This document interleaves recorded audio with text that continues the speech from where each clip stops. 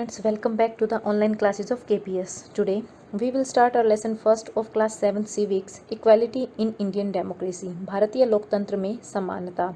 As we all know that our India is a democratic country, तो हर एक democratic country के कुछ main features होते हैं जिसके अंदर equality को जो है वो सबसे main माना गया है. जैसे कि हम जानते हैं कि पूरी वर्ल्ड में गवर्नमेंट के कई सारे फॉर्म्स हैं जिसके अंदर हम डिक्टेटरशिप, मोनार्ची और डेमोक्रेसी को ले सकते हैं, लेकिन इन सब में डेमोक्रेसी को सबसे पॉपुलर फॉर्म माना गया है क्योंकि इसके अंदर सिटीजन्स जो है वो एक्टिवली पार्टिसिपेट करते हैं, उनको अपना ओपिनियन एक्सप्रेस करने की फ्रीडम होती है. अगर लोगों के बीच में कॉन्फ्लिक्ट है, मतभेद है, उसको रिसॉल्व करने के लिए वो कॉन्सेंसस या फिर कंसल्टेशन से के तहत उनको सुलझा सकते हैं, मीन्स जनमत या फिर लोगों से परामर्श लेके. इक्वालिटी और जस्टिस ये जो है मेन फीचर है किसी भी डेमोक्रेटिक गवर्नमेंट की, लेकिन सबसे इम्पोर्टेंट एलिमेंट जो कि किसी भी डेमोक्रेसी का माना गया है वो है इक्वालिटी, क्योंकि इक्वालिटी के थ्रू ही कंट्री के हर एक सिटीज़न को इक्वली ट्रीट किया जा सकता है और उसकी डिग्निटी का भी ध्यान रखा जा सकता है. डेमोक्रेसी के अंदर कंट्री के जितने भी अडल्ट सिटीजन्स हैं उनको उनकी कास्ट, रिलीजन, जेंडर और क्लास इन सब चीज़ों को ध्यान में न रखते हुए सभी को वोट डालने का इक्वल राइट दिया गया है, जिसे यूनिवर्सल अडल्ट फ्रेंचाइज कहा जाता है.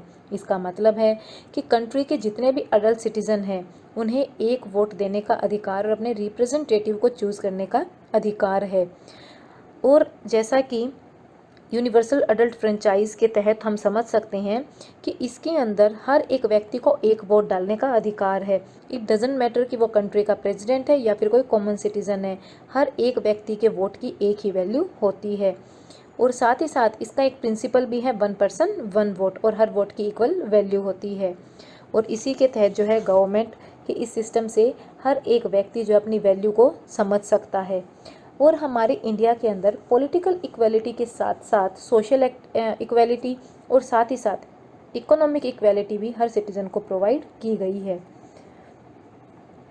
नेक्स्ट इज इनइक्वालिटी, असमानता. अगर हम इक्वल स्टेटस की को एक तरफ करें तो हम देखेंगे कि हमारी सोसाइटी के अंदर इनइक्वालिटी भी काफ़ी जगहों में देखने को मिलती है.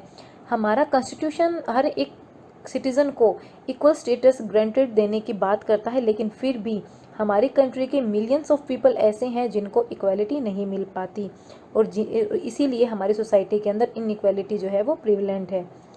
इसका कुछ एग्जांपल जैसे कि जितने भी रिसोर्सेज हैं उनका डिस्ट्रीब्यूशन है वो अनइक्वल है हमारी कंट्री के अंदर.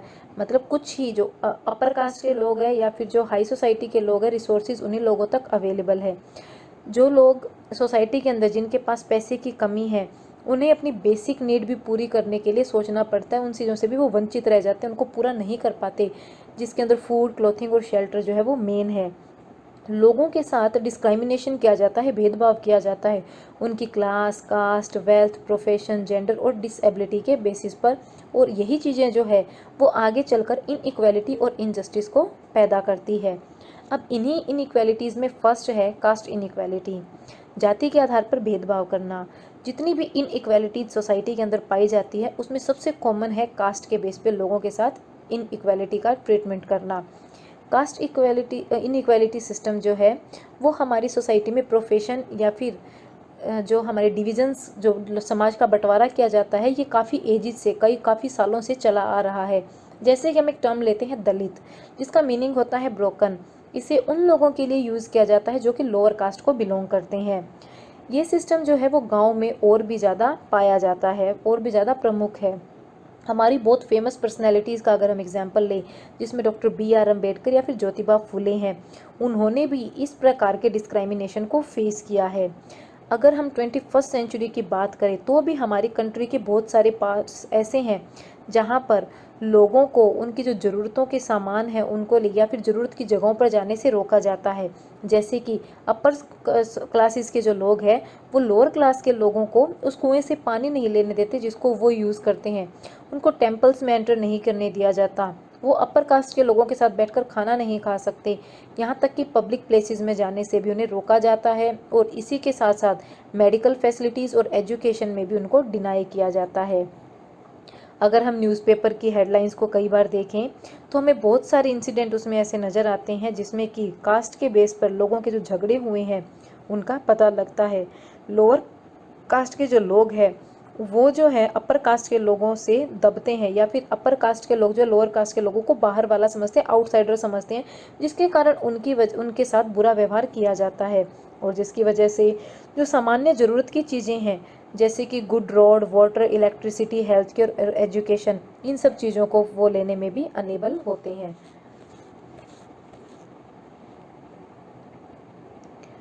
हमारी जो गवर्नमेंट स्कूल है गांव के अंदर, वहाँ पे भी कई बार ऐसा देखने का मिला है कि जहाँ पर दलित चिल्ड्रन बैठते हैं वहाँ पर अपर कास्ट के चिल्ड्रन नहीं बैठेंगे, दलित चिल्ड्रन को अपर कास्ट के चिल्ड्रन से अलग बैठाया जाता है।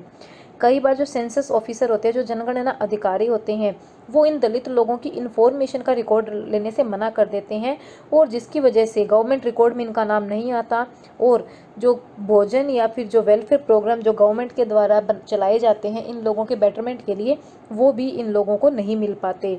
यहाँ तक कि अर्बन एरियाज़ में भी कुछ जगहों पर कास्ट सिस्टम देखने को मिलता है, लेकिन जितना गांव में हार्शली कठोरता से इन चीज़ों को फॉलो किया जाता है उतना सिटीज़ में देखने को नहीं मिलता। Next is gender based inequality.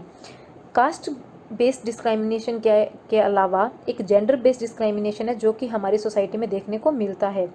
जैसे कि अगर एक ही सेम काम मैन और वुमेन दोनों कर रहे हैं तो मैन को उसका काम करने का पैसा ज़्यादा दिया जाएगा as compare to women. Abortion है, नेग्लेक्ट करना, अनदेखी करना, अबेंडमेंट करना, या फिर फीमेल इन्फेंटिसाइड कि बच्चा अगर फीमेल है, गर्ल चाइल्ड है तो उनके साथ इल ट्रीटमेंट करना। और ऐसी ये जो रियलिटी है वो इंडिया के साथ साथ और भी कई कंट्रीज़ में देखने को मिलती है। यहाँ तक कि जो अनइवन सेक्स रेशियो है इंडिया के अंदर, उसमें भी इसी वजह से है कि लोग फीमेल चाइल्ड को पसंद नहीं करते। Next is discrimination against differently abled persons. Differently abled का पर्सनस का मतलब है वो लोग जो फिजिकली जो है किसी न किसी तरीके से हैंडीकैप्ड है, उनके लिए गवर्नमेंट जो है वो अलग से प्रोविज़न लाती है ताकि उन लोगों के बेटरमेंट की तरफ ध्यान दिया जा सके। Next is recognising dignity. अगर हमारी सोसाइटी के अंदर लोगों के साथ अनफेयर ट्रीटमेंट किया जाता है तो इससे उनकी डिग्निटी, उनका गौरव जो है उसको नुकसान पहुंचाया जा रहा है। और इसी डिग्निटी की अगर हम बात करें तो हर एक इंडिविजुअल हमारे कंट्री के अंदर जो है उसकी अपनी एक डिग्निटी है, उसका गौरव है, और यही हमारी डेमोक्रेसी का सेंट्रल पार्ट है। और हर एक व्यक्ति जो है वो सेम रिस्पेक्ट डिज़र्व करता है जो कि दूसरे को मिल रही है। किसी भी व्यक्ति को दूसरे को डिसग्रेस करने का राइट नहीं है। साथ ही साथ कोई भी कंट्री तभी एक ट्रूली डेमोक्रेटिक कंट्री है जब सोसाइटी जो है वो मिलकर काम करे और साथ ही साथ अपने खुद के नेशन की प्रोग्रेस की तरफ चले। Next is equality in Indian democracy. हमारी इंडियन डेमोक्रेसी जो है वो इस बात को रिकॉग्नाइज़ करती है कि कंट्री के हर एक सिटीज़न को इक्वल राइट्स मिले, कि किसी भी इंडिविजुअल के साथ डिस्क्राइमिनेशन ना हो caste, religion, gender, tribe, economic standing और एजुकेशन के बेसिस पर। अब इसके कुछ प्रोविजंस है जिसमें फर्स्ट है कि कानून की दृष्टि में कंट्री का हर एक व्यक्ति जो है वो इक्वल है। इट डजेंट मैटर वो कंट्री का प्रेसिडेंट है या फिर वो कोई ऑर्डिनरी सिटीज़न है, और हर एक व्यक्ति को कॉन्स्टिट्यूशन में जो कानून बनाए गए हैं उनको अबाइड करना पड़ेगा, पालन करना पड़ेगा।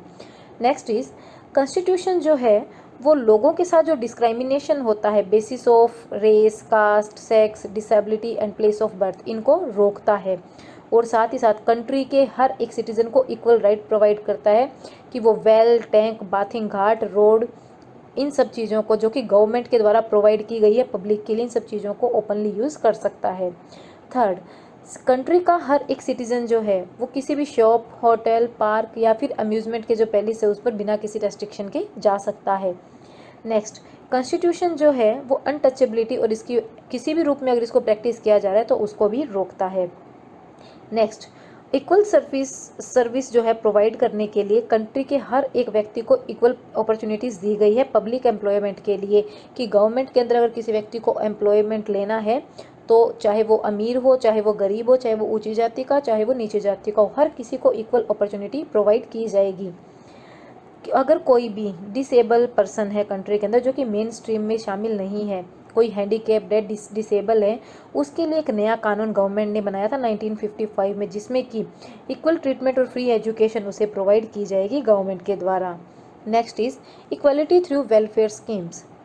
गवर्नमेंट जो है वो कंट्री के लोगों के बेटरमेंट के लिए कुछ नई नई वेलफेयर स्कीम प्रमोट करती रहती है। और इनका एम क्या होता है, इन प्रोग्राम से लोगों को किसी भी कास्ट, क्लास या रिलीजियस या इकोनॉमिक डिफरेंसेस की वजह से जो अपॉर्चुनिटीज़ नहीं मिल पाती है, इन प्रोग्राम के थ्रू उनको अपॉर्चुनिटीज़ प्रोवाइड की जाती है। Next is mid day meal scheme. ये सबसे इम्पोर्टेंट स्टेप है जो कि गवर्नमेंट ने उठाया है लोगों को इक्वालिटी प्रोवाइड करने के लिए, मिड डे मील स्कीम। ये स्कीम सबसे पहले तमिलनाडु में 2001 में इंट्रोड्यूस की गई थी और इसके बहुत सारे एडवांटेजेस जो है वो देखने को मिले। जैसे कि सबसे पहली बात अगर हम करें तो स्कूल में एनरोलमेंट की, बच्चों के एडमिशन की। बच्चे जो है अगर उनको लंच स्कूल में दिया जाए तो इससे बच्चों का एडमिशन बढ़ा। उसी के साथ साथ अटेंडेंस भी इम्प्रूव हुई, क्योंकि पहले क्या होता था, बच्चे लंच के टाइम में घर चले जाते लंच करने के लिए और उसके बाद वापस ही नहीं आते थे। तो अब अगर बच्चों को लंच अगर स्कूल में प्रोवाइड किया जा रहा है तो जिसकी वजह से उन्हें लंच करने के लिए घर जाने की ज़रूरत नहीं है और इससे अटेंडेंस जो है वो इम्प्रूव हुई है। अब इसी के साथ नेक्स्ट है कि लोगों के साथ डिस्क्राइमिनेशन जो होता है उसमें भी कमी देखने को मिली, क्योंकि अलग अलग कास्ट के लोग साथ में मिलकर भोजन को पकाते हैं।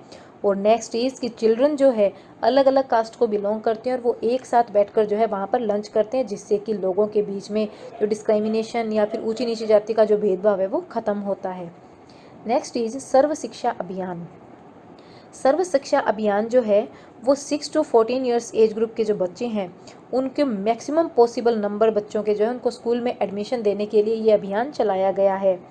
और ख़ास तौर पे ये अभियान जो है वो लड़कियों के लिए या फिर समाज के अंदर जो पिछड़ी हुई जातियां हैं उनके लिए चलाया गया है। इसके अंदर गवर्नमेंट जो है वो और भी बहुत सारी स्कीम को ला रही है ताकि अलग अलग सोसाइटी के जो पार्ट्स हैं, सोसाइटी के जो ऊंची और नीची जाति के अलग अलग वर्ग के जो लोग हैं उनके बीच के गैप को जो है वो ख़त्म किया जा सके। इसीलिए ज़रूरी है कि हम हर एक इंडिविजुअल व्यक्ति की जो यूनिकनेस है, क्योंकि हर एक व्यक्ति अपने आप में यूनिक है और उस यूनिकनेस की हमें रेस्पेक्ट करनी चाहिए और लोगों के माइंडसेट को बदलने की कोशिश करनी चाहिए। इसी के साथ साथ ये ज़रूरी है कि लोग अपनी आउटलुक को चेंज करें और साथ ही साथ समाज में इनइक्वालिटी को ख़त्म करें। इसके लिए सरकार ने कुछ प्रोग्राम्स भी चलाए हैं, जैसे national rural employment guarantee act, जिसे नरेगा कहा गया है, जिसके अंदर लोगों को एम्प्लॉयमेंट अपॉर्चुनिटीज़ प्रोवाइड की गई है विलेजेस की यूथ को। और एक और प्रोग्राम है national rural health mission NRHM, जिसमें कि गाँव के लोगों को बेटर मेडिकल फैसिलिटीज़ जो है वो प्रोवाइड की जा रही है। Next, issue of equality in other democracies. सिर्फ इंडिया ही अकेली कंट्री नहीं है वर्ल्ड के अंदर जो कि इक्वालिटी के लिए लड़ाई लड़ रही है, लड़ाई लड़ी थी। इसके अलावा भी वर्ल्ड में बहुत सारी कंट्रीज़ हैं जिन्होंने इक्वालिटी लेने के लिए लड़ाइयाँ लड़ी है। जैसा कि आप क्लास 6 में पढ़ चुके हैं, नेल्सन मंडेला जो कि साउथ अफ्रीका के एक फ्रीडम जो एक फाइटर थे जिन्होंने कि सोसाइटी के अंदर इक्वालिटी लाने के लिए फ़ाइट की थी। अब उसी के साथ साथ प्रेजेंट में भी जैसे अफ्रीकन अमेरिकन जो यूनाइटेड स्टेट के लोग हैं, उनके एंसेस्टर जो थे वो उन अमेरिकन लोगों के स्लेव थे, दास थे। उन्हें उनके साथ डिस्क्राइमिनेट किया जाता था, इनइक्वालिटी के साथ उनके साथ ट्रीटमेंट किया जाता था। तो 1950s के अंत में आते आते एक मूवमेंट चलाया गया अफ्रीकन अमेरिकन लोगों के द्वारा, जिसका पार्ट थे Rosa Parks, Martin Luther King Jr. इन्होंने इक्वल राइट के लिए फ़ाइट की और at last civil right act pass हुआ 1964 में, जिसमें कि अगर किसी व्यक्ति के साथ रेस, रिलीजन या नेशनलिटी के बेसिस पे डिस्क्राइमिनेशन होता है तो उसको ख़त्म किया गया। ये कानून लागू होने से पहले, पास होने से पहले अफ्रीकन अमेरिकन बच्चों के लिए स्कूल्स अलग थे। वो पब्लिक प्लेसेस जैसे कि रेस्टोरेंट है जो कि गोरे लोगों के लिए बने हुए थे उसमें नहीं जा सकते थे। वो बस जिसमें गोरे लोग बैठे हैं उसमें उन्हें पीछे बैठना पड़ता था, या फिर अगर उस टाइम भी कोई गोरा व्यक्ति आ जाता है तो उन्हें अपनी सीट को छोड़ना पड़ता था उन लोगों के लिए। रोज़ा पार्क ने एक बार सीट देने से मना कर दिया और जिससे वो वाइट मैन जो था वो भड़क गया और उसके बाद ये मूवमेंट शुरू हुआ अफ्रीकन अमेरिकन कम्युनिटी के द्वारा। लेकिन कानून ही सफिशिएंट नहीं है अगर हम सोसाइटी के अंदर इनइक्वालिटी लाना चाहते हैं, क्योंकि कानून तो एक बार इम्प्लीमेंट हो गए लेकिन फिर भी बहुत सारे ऐसे देश हैं जहां पर इन कानून को फॉलो नहीं किया जाता। कई बार लोग क्या है अपने बच्चों को प्राइवेट स्कूल या कॉलेज भेजना जो है अफोर्ड नहीं कर पाते, जिसकी वजह से वो इन मेन फैसिलिटीज़ से वंचित रह जाते हैं। तो इसके लिए ये ज़रूरी है कि सिर्फ कानून ही सब कुछ नहीं करेंगे, सबसे इम्पोर्टेंट चीज़ ये है कि लोग अपने माइंडसेट को चेंज करें। ये ज़रूरी है कि जो चीज़ें एजिज से चली आ रही है पुराने टाइम से, लोग उनके अंदर बदलाव लाए और कानूनों को सख्ती से लागू किया जाए और लोग अपने एटीट्यूड को चेंज करें, तभी सोसाइटी के अंदर इक्वालिटी लाई जा सकती है।